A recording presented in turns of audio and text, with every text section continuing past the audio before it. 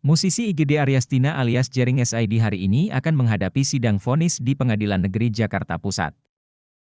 Agenda hari ini telah diputuskan oleh Ketua Majelis Hakim pada Selasa, 22 Februari 2022, bahwa sidang putusan ini akan dilaksanakan pada 24 Februari 2022, pukul 14 waktu Indonesia Barat.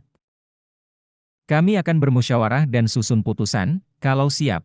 Kami akan jatuhkan putusan pada Kamis 24 Februari 2022, jam 14 WIB siang, ucap Majelis Hakim di Pengadilan Negeri Jakarta Pusat, Kemayoran, Jakpus pada Selasa, 22 Februari 2022.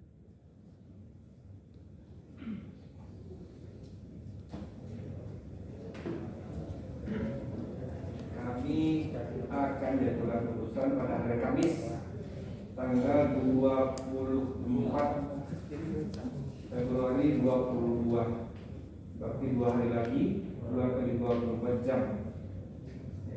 Kami akan segera siapkan untuk membaca yang 61 halaman, membaca tuntutan yang berapa halaman, dan itulah putusan yang akan kami buat. Begitu ya. Tapi mungkin siang kami akan putus jam 2. Gitu. Jadi silakan nanti dihadirkan siang.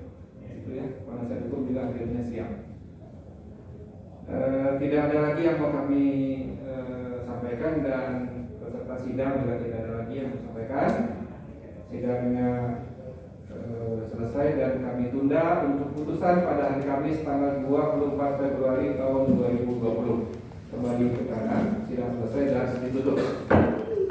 Saya membuat sekitar 12-13 lagu di lapas Kerobokan. Jadi lagu tersebut ada yang sudah direkam, ada yang belum direkam.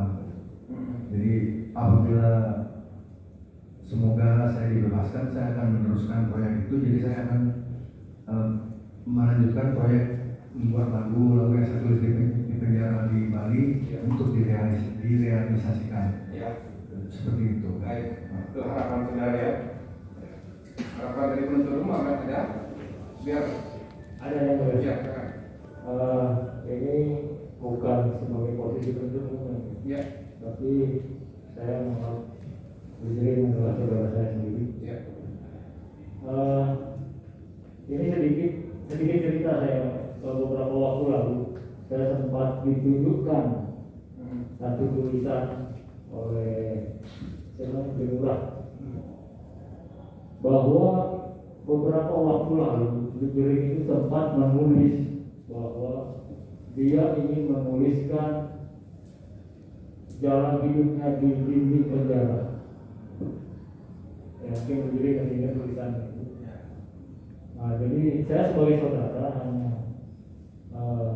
mengingatkan kita sesama bahwa hidup kita ini adalah hasil dari pemikiran kita sendiri. Nah, jadi ini adalah salah satu cara alam semesta yang mewujudkan keinginan yang pernah diberi. Nah, jadi saya pesankan untuk ke depan, mari kita belajar berpikir untuk hanya hal-hal yang benar-benar kita inginkan. Ya. Sehingga ke depannya kita akan menemui ya hal yang kita inginkan itu dengan rasa senang dan bahagia.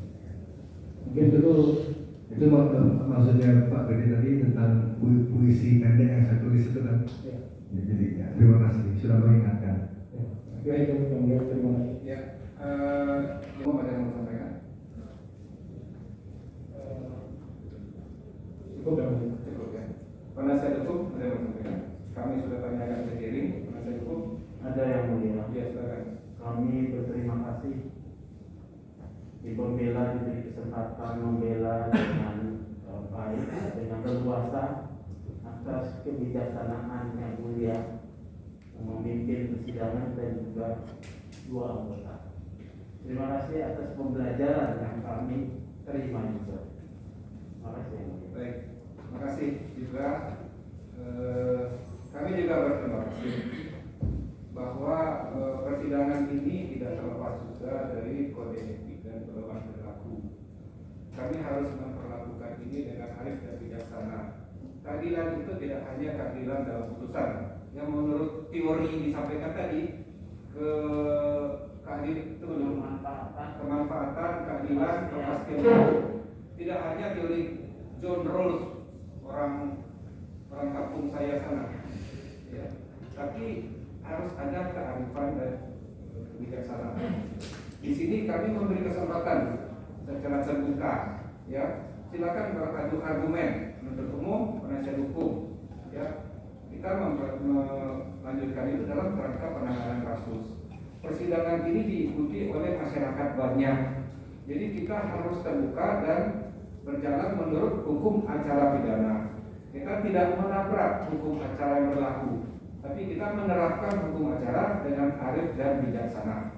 Ya, kayak tadi saya menyinggung dengan suara yang lemah lembut, keras dan bermacam sehingga tidak. Satu lagi, apakah dengan kejadian ini, kalau saudara menjalani, apakah saudara akan bangkit lagi menjadi jering dengan sipnya atau jering dengan kemampuan yang lebih hebat lagi?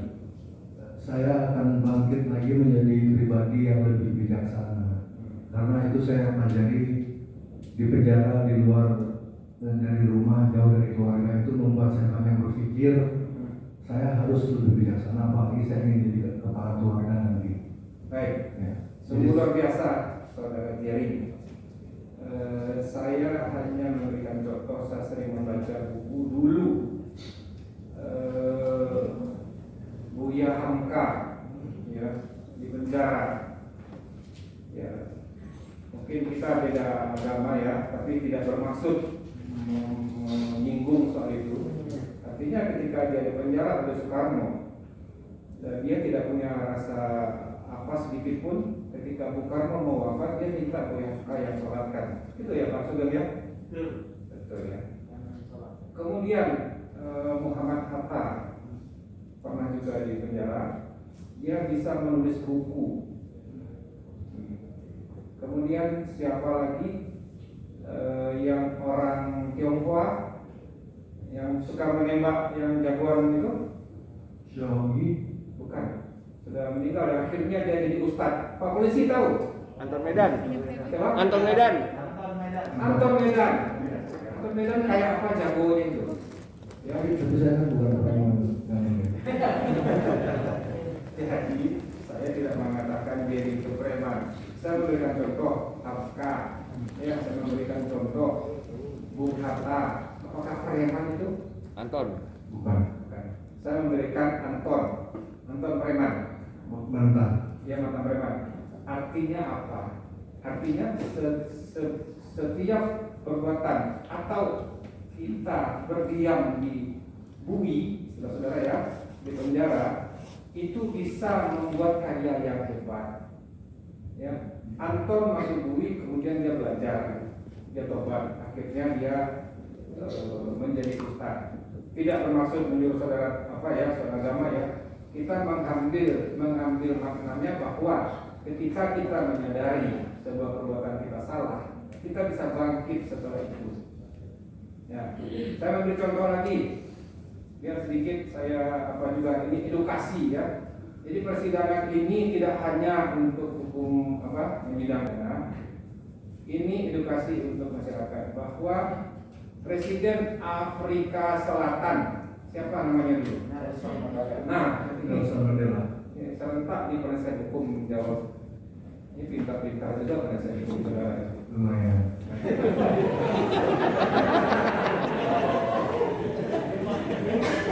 Nelson Mandela itu dihukum dulu oleh pemerintahan Apartheid. bukan pemerintah Afrika Selatan karena masalah apartheid. Ya. Jadi dia hukum, kemudian selesai menjalani entah apa masalahnya, berkembang, akhirnya dia jadi seorang presiden. Apa itu yang saya ceritakan? Bahwa seorang yang tidak ada apa-apa sebelumnya bisa menjadi hebat. Begitu. Seorang jering, kalau saudara menyadari, dan kalau nanti kami dalam musyawarah memutuskan terbukti, saudara dihukum dan saudara menjalani, saudara harus bangkit. Tapi ketika kami musyawarah nanti, kalau saudara tidak terbukti, Walaupun saudara mengakui bersalah, kalau misalnya tidak terbukti nanti, tentu saudara bisa pulang ke Bali dengan lebih cepat. Ya, Ya, sama Pak, sama Gando nanti ya. Iya, sama Pak Dede juga. Oh ya, begitu ya. Oke, sebelum kami putus,